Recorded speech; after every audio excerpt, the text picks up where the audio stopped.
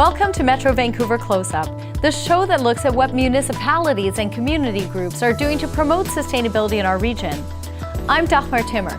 Compact, dense neighbourhoods help the environment by providing a customer base for local businesses and amenities.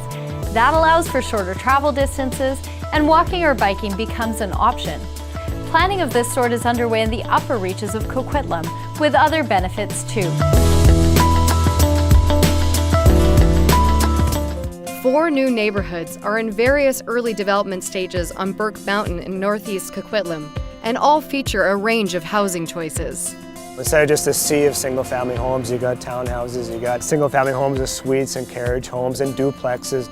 There are also plans for apartments in the area called Partington Creek. Partington Creek neighborhood plan is meant to be the neighborhood heart or center of Burke Mountain. So where you'd have shops that would provide for everyday shopping needs, potential community center, apartment buildings on top of shops. The dense neighborhoods will have enough bus riders to make transit viable, and that means reduced dependence on cars and fewer greenhouse gas emissions. The buses will link with the new SkyTrain line. In 2016, the Evergreen line will be completed right to our city center, and the neighborhoods around it will be able to feed on that sustainability of our city center. The mix of housing choices will also serve residents as their needs change through life. When they're single or a partner, they're in smaller housing types, like maybe a townhouse, apartment. When they have children, maybe they're in a townhouse, a single-family home. And when they're ready to downsize, maybe they're going back down to a townhouse or an apartment building. Burke Mountain is expected to grow from the current 6,000 people to 30,000 by 2025. That's about a quarter of the city's growth. A long-range vision is also being developed for portions of Burke Mountain further north. We want to come up with a 30-year game plan. We're engaging residents and stakeholders with an interest in Burke Mountain. This draft vision for Northwest Burke Mountain is expected to go before Coquitlam City Council in 2015. Despite 2.3 million people in Metro Vancouver, the land base is 2/3 natural areas like forests, wetlands, farms, and streams. Helping to maintain the value of this natural capital are community groups, businesses, and cities like Port Moody. This year marked the 23rd anniversary of the Fingerling Festival at Noons Creek Hatchery in Port Moody. The event is organized by the Port Moody Ecological Society. Well, I've been involved for 18 years, and I used to come down here with my dad. He was one of the people who helped build the hatchery. We're here to acknowledge the hatchery.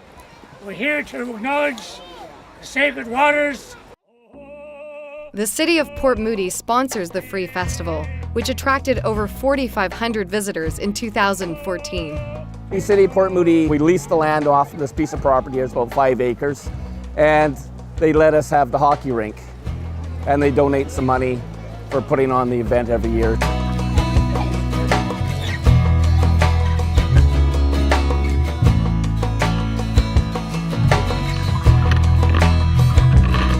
The celebration continues nearby at the Port Moody Recreation Centre, where the skating rink gets a makeover for the day and hosts exhibitors and family-friendly performers. We have 65 groups. It's great this year. It's been super. The theme is environmental organizations.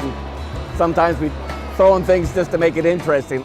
With proceeds going to the Port Moody Ecological Society's research and outreach programs, the Fingerling Festival organizers hope to nurture a lifelong love of the environment. It's educational. The kids sort of relate. And they come back as I've seen kids let fish go, and as teenagers, and they come back and they're bringing their kids, and it's a lot of fun. Thank you for joining us here this afternoon. All my relations. The humble sidewalk can be a key to a city's character. It also promotes citizens' health and helps reduce car trips and pollution. Port Coquitlam is increasing its investment in sidewalks as the first step in its new transportation plan. Metro Vancouver is working to improve air quality in the region by promoting walking as a form of transportation. The city of Port Coquitlam is addressing this goal in their recent master transportation plan. The projects we're undertaking in Port Coquitlam are a result of local resident input into surveys and public outreach that we've done, people wanted to see more connectivity, particularly for pedestrian and bicycles. What we did was identified corridors in our city where people wanted to move around. Was it missing sidewalks, missing bike routes, bus linkages not being there? So we try to identify those first, and then now we're through a strategy of implementing those. We have plans to improve all the things that encourage more people to, use their own 2 feet to move.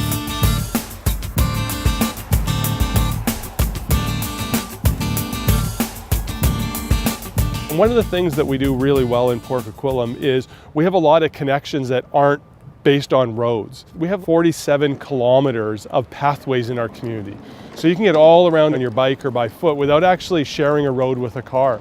The recently completed Donald Park walkway is a well-used example of pedestrian-focused transportation improvements. We've extended the width of it, we've allowed for bikes to be able to use it, improved the safety of it, the lighting of it, allowed it to be used, particularly by seniors who live in the area. I think as pedestrians, when you're able to walk around, you just have a happier life. You bump into people that you know, you're more likely to stop in a store and actually do some shopping. It just creates a better sense of community. Natural areas and wildlife are profoundly impacted by human activity, so educating citizens can help improve that interaction. The City of Burnaby brings their environmental partners together to share their knowledge on the public stage.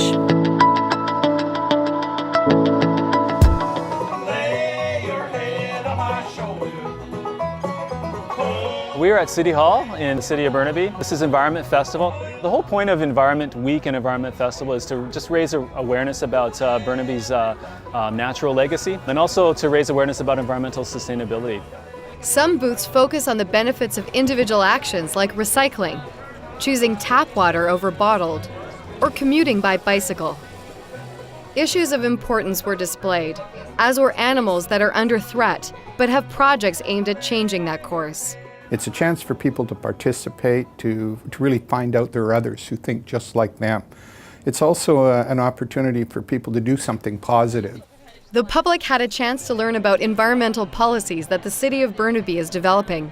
And great blue herons have developed a nesting colony in trees at nearby Deer Lake Park, so guided tours were part of the event. It's great to see people kind of educating themselves and empowering themselves to make these little decisions that can contribute to the broader goals of sustainability. The event happens in conjunction with Canadian Environment Week in early June. See more examples of sustainability across our region at metrovancouvervideos.org. For Metro Vancouver Close-Up, I'm Dagmar Timmer. See you soon.